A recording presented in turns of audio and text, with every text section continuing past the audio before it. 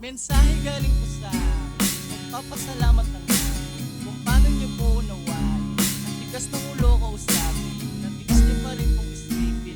Kung pwede nang huwag na isipin, o hindi na kumain yan.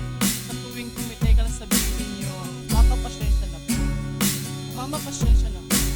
Mag-aaral ko di na po, pangarap sa akin na bigo. Magsisisitama nga kayo, kaalaman ko yaman tropeo niyo. Kahit kasi hindi makukuha ko ng kapantay na may talogin po.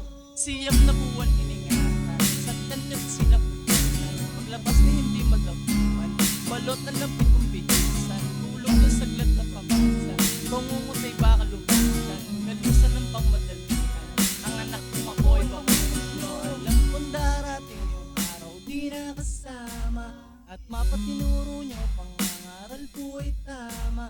Marami pong salamat at gabay noong bata.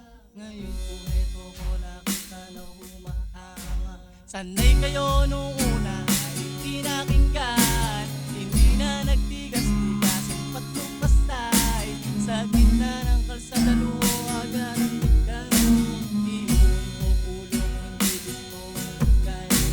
Kung ano ang leket kabalik karasungay, ganito siya na sanay marunong sa nanay. Uwi lang ng bahay, dami na kaaway, anak sa anak. Kapag ka sa tatay, kumari may nanay siya rin na ang taray kaninong anak. Itong timonito dapat laro neto, sariling anino. Trato sa anak ko di na makatao. Mensahe galing po sa akin, magpapasalamat lang namin kung paano niyo po unawain. Ang tigas ng ulo kausapin, natiis niyo pa rin kung isipin. Kung pwede nang huwag nag-isingin, o hindi na kumain yayain. Sa tuwing tumiteka sabihin ninyo, Papa pasensya na po, Mama pasensya na po.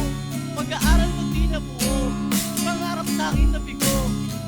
Tama nga kayo, kaalaman ko yaman tropeo nyo. Kahit sa sino hindi makukuha, walang kapantay na may talugin.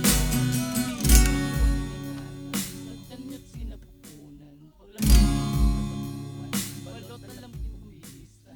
Tulad ng nagpapaminsan, pangungot ay baka lumisa.